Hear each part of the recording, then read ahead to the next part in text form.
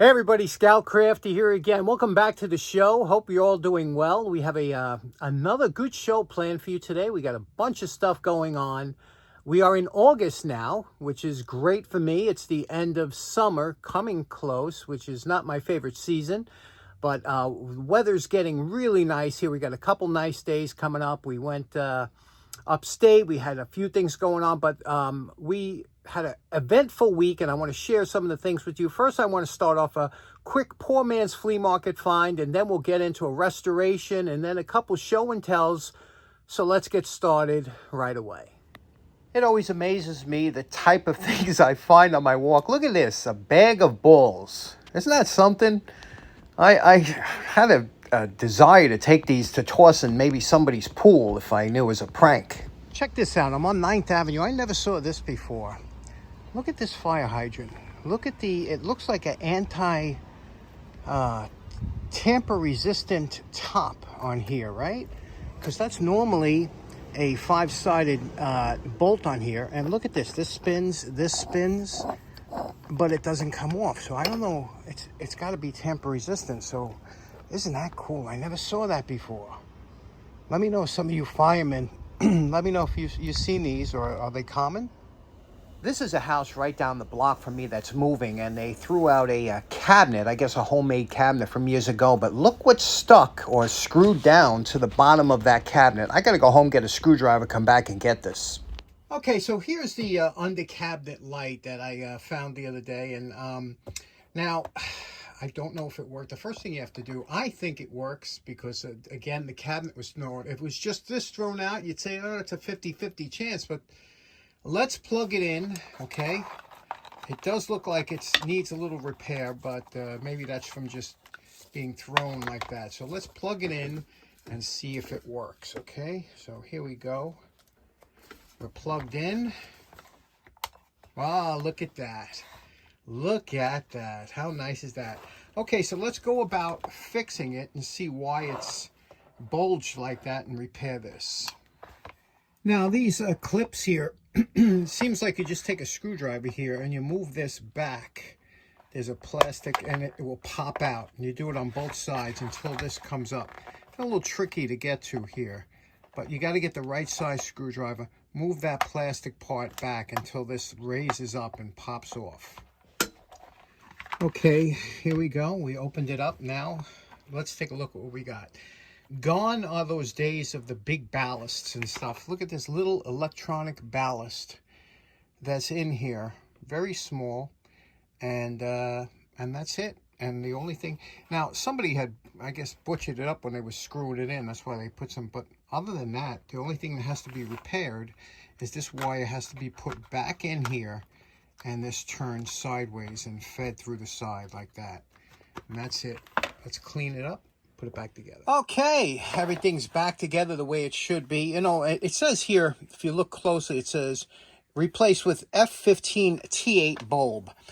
This is a T8 bulb, and F15 is 15 inches long. It also, on the bulb here, you could see, well, this one's a China bulb, but you could see here, F15 T8 WW, that stands for warm white, which gives a very nice appearance to it. And we'll just put this in here. You put it in like this, and then you twist it until it locks in.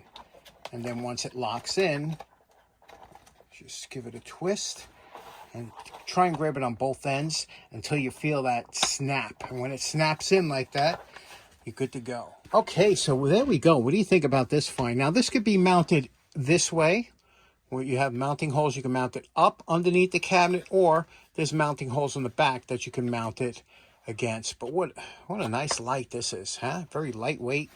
And these things have gotten quite expensive over the last few. They don't really, a lot of people have gone to LED type, but these a lot of people still like these fluorescent, and they've gotten expensive. So good find, right? Okay, next up, we got a great project from my good buddy Roger. You know, Roger and Mike, good friends of the show. Roger has hid this for a while, and he just thought it'd be a great project for the show, which it will be. And let me show you what this is. Take a look at it for a second. Can you figure out what this would be used for? You see, it's got some kind of contraption here. It's got an auger bit at the end. What this is a bung hole cutter.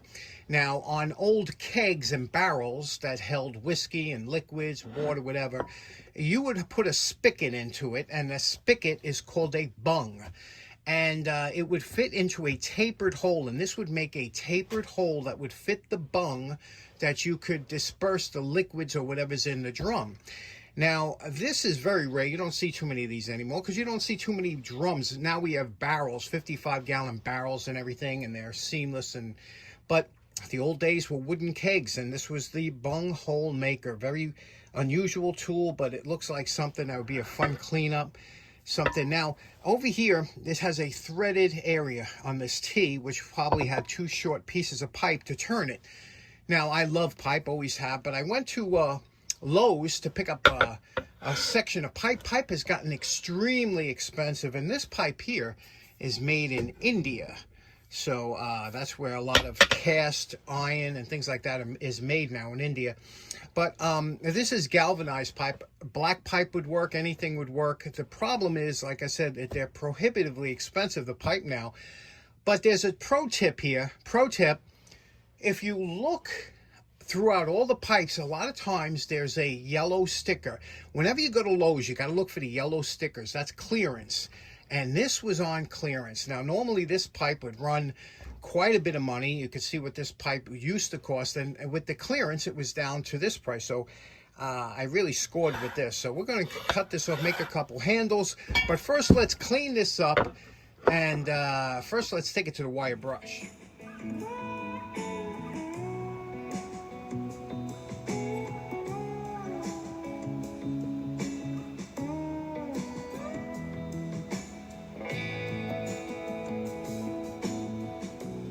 Okay, now, for some reason, it seemed like there was a lot of cement dust or something on this thing, and I had to really get in there with the Dremel and whatnot. Now we're going to remove this hatch here, which holds this blade. This blade is what puts the taper in. Now, these screws, because they've been in there for such a long time, you don't take any chance in wallowing them out.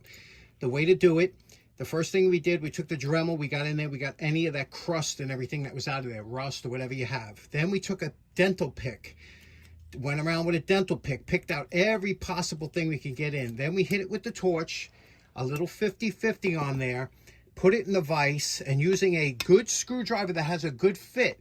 If the screwdriver doesn't have a good fit, if it moves around, you're going to have a problem. This one happened to have a good fit, and we were able to loosen these screws up. So let's take that cover off. Okay, now that the screws are off, this is the top cover here.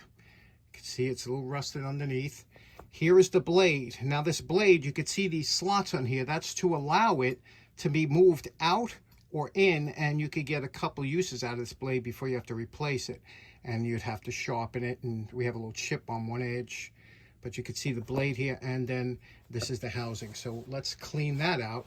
And you can see there's holes here, okay? And those holes are meant that you could put it, you don't have to take this whole thing apart. Those holes are meant that when this is, you just loosen up those 2 screws and you could stick something in here, a small a dowel or something, and move the blade out without taking the whole part apart. You can just loosen the screws, move the blade out as you need it, and then tighten those screws up. Okay, here's our post-wire brush evaluation. Now we check everything. There is no names or anything on here, but all of the rust and everything is gone. Now we have to decide how we want to finish this tool, what we want, you know, kind of brought up to a shine, what we want to blue, what we could do about this pitting over here. So you have to make these determinations. This is galvanized, the same as the handle will be. So you can't really do much with galvanized, but this pipe looks horrible. We have some pitting and over thing, you know, and staining. Again, this is staining. That's got to go. We got to address the screw heads. We want this to look decent. And then I always like on my auger bits to polish. We can't really get in here too well because of the size, but we're going to try and polish the edge here. Maybe we'll blue this and blue the inside here. Let's get to the belt sander.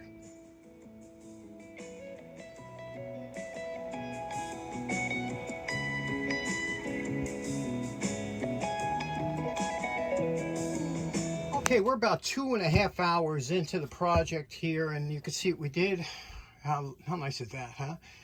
And we polished the edges. I had plans for here. I like to fill in my augers with some color. This over here, I tried bluing. The bluing isn't really taking, so I'm going to have to darken that up a little bit. But I'm enjoying this. It's coming out nice. Let's finish it up. Let's have some lunch first and then come back. Okay, now we're going to, we want to cut this to length. We pick out a length that you want. Clamp a block to the to your table. Press the pipe against the table, and then take your scale or rule, put it against here, and make your mark. Turn the pipe, make it, turn it until you get, and this is important, you need to have a line that goes exactly parallel to the end all the way around like that. And now when you want to cut it, because you don't want to cut this on an angle, you want this to be flat and straight. And now to true it up, what you're going to do is you're going to cut it a little bit on this side with a hacksaw, and just as it breaks through the wall of the pipe, you're going to spin it and cut, spin it and cut, spin it and cut. You're going to keep doing that. Put it in the vise, keep turning it until your pipe cuts off, and you'll get a pretty square cut. Let me show you.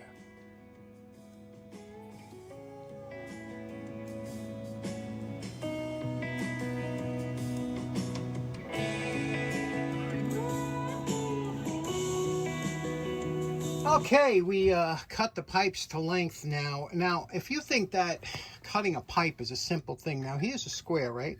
Look at that. That is how you line, that's how you cut with a hacksaw straight across. You see that? Now, practice makes perfect, and even though it doesn't have to be square, it's very good practice to do this. And that's why I say draw the line, make small cuts all the way around it. And now when we hit it with the sander, this will come out pretty much flat. Of course, if you have a lathe, you could put it in the lathe in 2 seconds, true it up. But, you know, learn these small tricks before you get a lathe. We're going to polish up the pipe handles. I always love these end caps. You know, you can use it for all different things, and canes, even whatever. But this will be perfect for the end of the handles. Now, you know my favorite part. Remember what Roger's bung hole cutter looked like before we started. And we're calling this project done.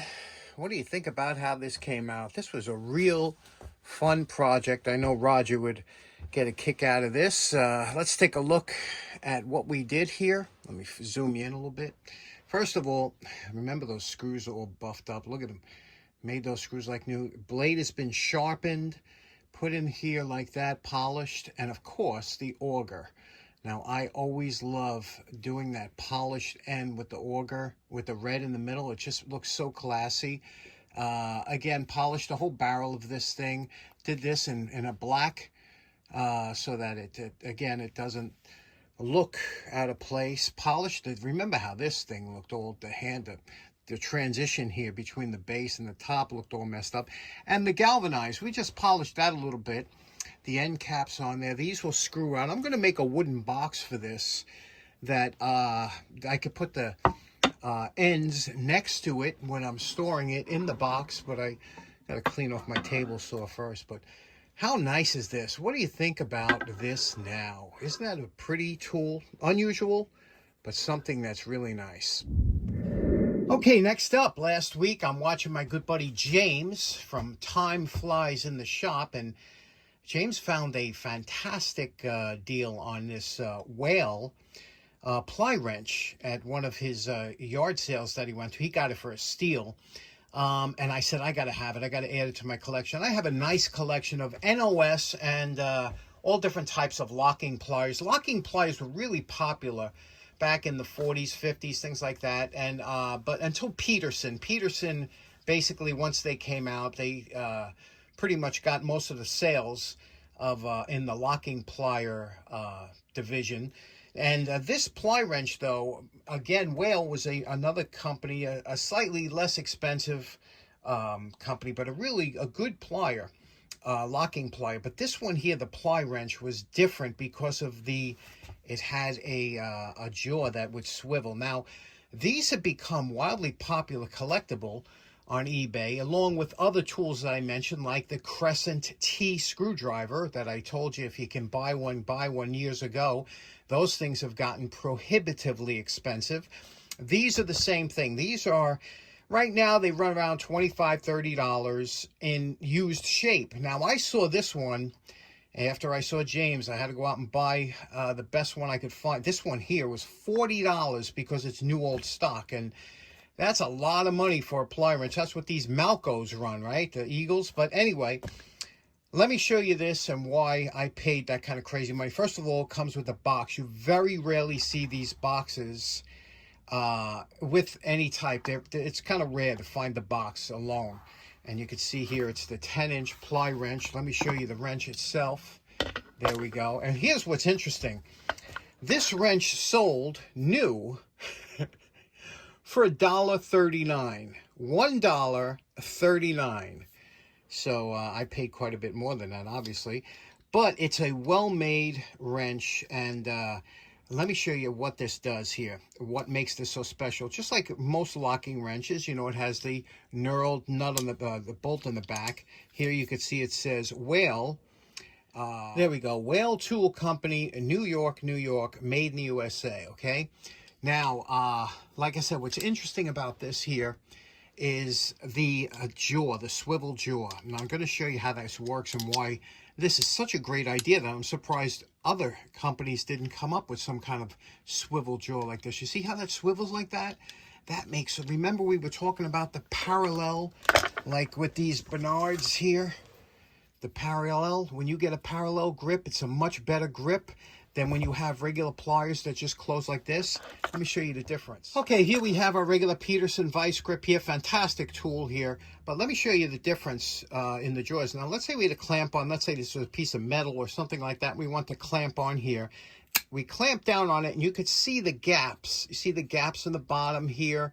You know, it's only really gripping in that part here. So there will be, and I can move it a little bit up and down. You see? It's not a good purchase. Now watch what happens when we take the Whale, okay? Or the Ply Wrench. We put it in here like this. Okay, now that jaw will adjust here. And there we go. Look at that. Super, super solid. I can't wiggle it at all because of the parallel grip. What a fantastic design. Why didn't this catch on?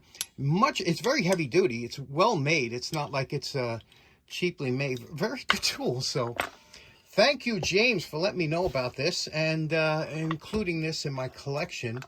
And what do you think about that? Isn't that a great design? Next up, the other day, got a great gift in the mail from my good buddy Joe Parton. You remember Joe and his lovely wife Kasia. Well, this is an infrared thermometer or non-contact thermometer. Now, years ago, these used to be quite expensive, but they've dropped a lot in price because of the technology now. And these are really great to have around the shop and all kinds of uses with these. I don't know if you've ever seen them. Let me show you what you can use these for. These became popular also during COVID. But you have to be careful when you have the laser type that you don't stick it in, get in somebody's eye. So let me show you how this works. Inside the box, we have a case with our infrared thermometer here, non-contact thermometer. And there's a battery compartment. It comes with a 9-volt battery that powers this. 9-volt batteries are good. This has a little more advanced menu than the early ones because it does a lot more. And it has an owner's manual that tells you everything you need to know about this particular model. And how infrared thermometers work is they measure the radiation that's emitting off of an item, and by using the technology here, and it has a little laser that you can point it to. Let me plug it in and show you, give you some demonstrations. Okay, to turn it on, we squeeze the trigger here that turns it on. You see a little laser dot points out there. We're going to change it to Fahrenheit. Okay. Now Fahrenheit, and then I'm going to take a temperature of my hand. You can see 79.3 was the paper. Let me hold it here. Okay, 90.9 is what the temperature of my hand is. Okay, so let's take other temperatures and I'll show you how this works. And this also has, you can set it for parameters. Like if you're running a motor and you want to see if it gets too hot, you can have it set up that it'll beep and has high parameters, low parameters. Something gets too cold if it's not warming up already. So let me show you some of the cool things we can measure with this. Okay, first of all, let's check some of the lights I have. This is a LED light. I'm going to test it here. Squeeze it. Beeps. You can see the temperature is 98.6. It's the same temperature as more or less. Now I'm going to check the fluorescent light. This is fluorescent. It's not a LED. You see the two light beams up there? Okay. That is 111 degrees. So quite a bit hotter than the LED. Now let's check a compact fluorescent over here. See the compact fluorescent? Okay. 189 degrees. So you see the difference in just the bulbs alone. Very interesting. Here we have two glasses of water. The one on my right is from my cold water tap. The one on the left is from the hot water tap. What do you say we check and see what the temperature is? I'm just going to shine it here. That's 76.8 on the cold water. And we're going to, on the hot water here, 120 degrees. So you see the difference and why this is so cool. And again, we'll go back to the cold water, 76.6 to the hot water, 119. You see it's cooling down here. Or it depends on where you get. If I got it close to the edge, 118. See, it's cooling down rapidly. How cool is that? Now, I'll show you another really good use for this. Here's something really good to check now. You see you have a plug, let's say especially air conditioner or something. You think it might be drawing a lot of current. You want to make sure that plug don't get hot. You put the laser beam on there, okay? And then you check out and you see it's 77 degrees. It's not being used, it's room temperature. But if that was being used, that could get very hot and you wanted to check. That's what these are great for. Now these infrared thermometers are used in many different industries and hobbies, things like that. But here, for example, if I want to check if my bearing is getting hot, you could see I would put the dots on the bearing. Now, those dots, depending on how far they're separated, is how far it will measure the temperature. So if those dots are 6 inches apart, that's a wide array of temperature. Whereas you want to get them as close as possible if you want to be as accurate as possible to whatever you're measuring. I'm in the backyard here, and check out how quickly that vine just grew like that in a couple days on my hand truck over here. Isn't that something? Okay, I'm going to measure this here. Temperature on this here. Let's go. 152 degrees because this is black. Super hot, right? 152 degrees. Now this is blue, a different color. Let's check that. 124. You see the difference in just the colors between blue and black? Let's see what brown comes in at. 147, very close to black. I love this. One thing I want to point out, if you're interested in picking one of these up, is that they have different models, and a lot of the models have to do with you'll see this D and S. That's distance to spot size. And this here is a 12. You see D to S equals 12 to 1. That means for every 12 inches, you'll have a 1-inch spot size. That means how much of that area will be measured in temperature. If I move back 24 inches, it'll be 2 inches. If I move back 4 feet, it'll be 4 inches. So that's how that works. So if you're trying to measure something far away, you would want a model that has like a 60 to 1 ratio. This way, if you were measuring blowers in the ceiling of an industrial building and you want to check the bearing temperature, you don't want something. This is general household use, for shop use, things like that. But for industrial use, it might be a 60 to 1. That's just something to keep in. But this is just so much fun. So many things you could measure with this. And special thanks to Joe and Kasia. That was just a great item. Okay, next up, a little bit of a disclaimer here. Got a product coming up that you might be just interested in buying, and if you don't want to buy any new products, you should turn the video off now, because if you're like me, if you see something that's cool and it's a gadget, I'm an easy sell like that. So if you're like me, turn it off now if you don't want to spend any money. I just want to tell you, it's funny, with the subscribers that we have quite a few here. I get a lot of offers from different companies to demonstrate their product, review their product, things like that. Some really cool things like electric scooters, big ones, and all kinds of expensive flashlights and stuff. But I don't do it because, number one, I don't think a lot of you have that kind of money to throw around. Who's got $70 to throw away on a flashlight, right? Or, you know, $500 for a scooter or something like that. So I don't do any of that because it's really not where this channel is. But it is interesting, though, when I get these offers, and I do appreciate it, but I'm just, unless I find something that I think would be good for all of us to use, then I might, you know, review, but I haven't found anything yet. But this next item, I was on YouTube a while ago when I saw this. I always wanted to pick this up. Let me show you what I'm talking about. Okay, so this is the Wuben G5 flashlight, and I love all types of flashlights and gadgets, as you know. So let me just pull this out of the box here. You can see it has a nice little wrapping the way it comes, okay? Thanks for using Wuben. Now, it comes with the flashlight here, wrapped up here. Now, it's the same size as a Zippo lighter, okay? So it's really compact. It comes with a lanyard. It comes with a cord, a recharging cord. And it comes with instruction manual, okay? Let's take this out here, okay? There's your cord for recharging, a lanyard. Who doesn't like lanyards? When they were big, when I was growing up, everything came with a lanyard, cameras, everything, and nobody ever used them. And here is the quite a big instruction manual in different languages. But basically what this is, it's a flashlight, okay?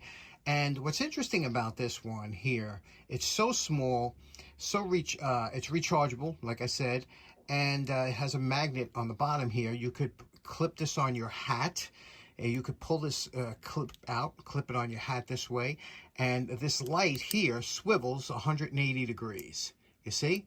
So it's it goes up to 400 lumen, and it's locked out like this, so it don't turn on in your pocket. When you want to turn it on, you move this up one click, just one click. It has a positive stop, and then now it's ready to fire up. And when you push this button once like that, it lights up, and this is quite bright. And we'll do some tests later on, but you dim it with this little knob here. You see, you can go all the way down to a low candle power. I think it's like 2 candle power, up to 2 lumen, up to 400 lumen. That's the highest it goes right there. And that is very, very bright. Also, what's interesting about this is if you touch it again, it toggles into a colored light. Now, this is a red light, which is very good for night vision, keeping night vision. But you see it goes through a whole bunch of colors. We got blue, we got green, we got orange, purple. So you can vary the colors here. Next up, like I said, this varies here, that rotates. It also has a flasher on it that if you, let me show you how the flasher works here. If I turn this on to this color and I hold it down just like that, it'll toggle back and forth. But if I hit it twice when it's in the other mode, let me get it in the other mode here. There we go. When I hit it twice, it'll flash in that particular color. And there's ways to make it flash in alternating colors. There's a whole bunch of things that you could go through. But what's interesting is, like I said, it has a pretty good battery life. A small battery it is. Magnetic base here. You could put on the hood or your car for using it. And also here, if you move this up, there's your charging port that's kept covered when it's... and then when you put on your charging port, it'll... and if you want to see, if you hold this down like this, it'll tell you that blinking blue light says that it's charged. So if it was blinking red, it means it needs a charge. Pretty interesting. A lot of features here. Let's take it out and see what it looks like in the field. Now, this is one way you could clip it onto your cap. Okay, believe it or not, in my area, it's hard to find a dark place to try out anything, but this is a park. It's closed, obviously, because it's at night, but we're going to go in here. This is called Muggers Park here in Queens, and let's go in here and see if we can't try out this flashlight. Okay, I'm in, I'm about 20 feet in the park. This here is the light on the lowest setting, okay? You could see it's enough to walk by. I mean, if I had to, I could see this is the lowest setting. You can see how dark it is in here. Now let's turn it up. Okay, let's turn up a little bit more. This is now the highest setting. This is 400 lumens. Big difference, huh, with this little light? What do you think of that? You can see all the way up. You can see the mugger there in the bushes. Pretty good, huh? A little scary down here. Got to admit it, especially if this thing should just all of a sudden go out. Oops. Now I'm going to toggle it onto the colored light, okay? Now here we have, this is purple, but we'll get it to red. That would save our night vision. There we go. No, that's orange. There we go, red. You could hardly see it. You could see it good on the video here, but that would save your night vision. You don't get much of a view. Pretty interesting. Let's try the flasher out. To do that, just click it once when it's on that mode. Nope, hold it. There we go, look at this. It's going between red and blue. So that's pretty cool. I mean, if you put that somewhere, they would think you're police coming around. Lovely little light. And here you can see how that magnet would come in handy if you had a flat. Okay, so in closing, special thanks to Roger and Mike for that great bung hole cutter. That was cool, right? Also to Joe and Kasia for that awesome infrared thermometer, which I've been having a blast with measuring everything. And I hope you enjoyed today's episode. We will see you again next week. Have a great week. Take care now. Bye-bye.